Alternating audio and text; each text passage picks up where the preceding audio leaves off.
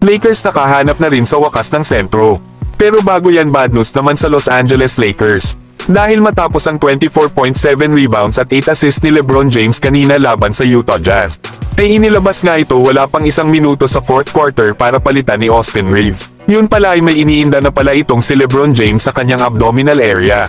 At hindi na nga daw maganda ang itsura ng mukha ni LeBron ng oras na yun.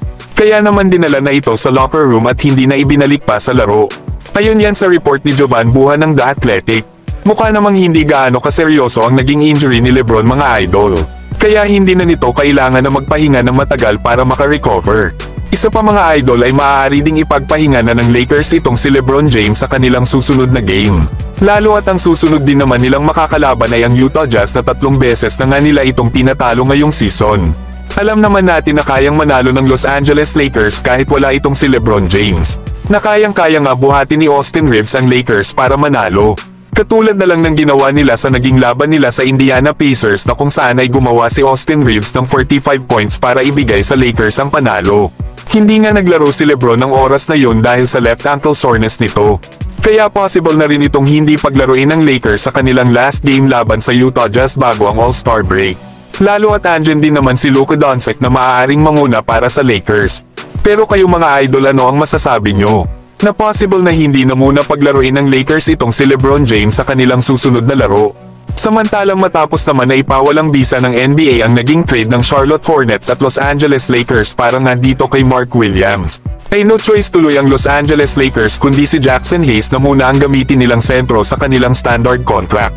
Na alam naman natin na hanggang sa ngayon ay hindi pa naglalaro itong si Christian Wood matapos ang naging pangalawang surgery nito sa tuhod nitong nakaraang September.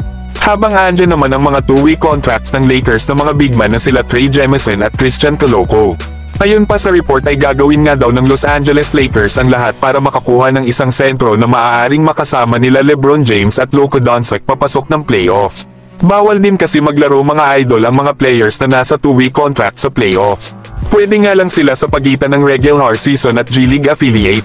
Kaya ito yung dahilan kung bakit nagmamadali ang Lakers na humanap ng isa pang sentro.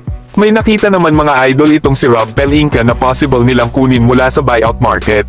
At ito nga ay sila Alex Len at Daniel Theis. Ang problema lang sa dalawang ito ay parehas nang nakipagkasundo ang mga ito verbally para sa kanilang susunod na kontrata at kupunan. Pero pwede pa naman daw kausapin ni Alex Len ang Indiana Pacers na gusto niyang manatili sa West Coast para sa mas malaking role. Habang sila Damian Jones at Mo Bamba ay hindi pa naman nagmamadali ang Los Angeles Lakers na ibalik ang dati nilang mga big man. Pero nandyan pa naman daw ang mga veteranong big man at ilan sa mga dating sentro ng Lakers na sila Robin Lopez, JaVale McGee at Dwight Howard. Pero mukhang wala na daw ibubugay itong sila Howard at McGee sakali man na kunin ito ng Lakers. Kaya possible na hindi rin ito kunin ng kanilang kupunan. Kaya ang good news ay inaasahan daw na itong two-way deal ni Christian Koloko ay i-convert sa standard contract. Kaya meron talagang kailangan na buyout or i-waive ng Lakers ang kontrata sa isa sa kanilang mga players para magkaroon si Christian Koloko ng open roster spot. Baka possible na si Cam Reddish ang i-buyout ng Los Angeles Lakers. Lalo at marami na ang kahalintulad nito ang posisyon sa kupunan sa ngayon.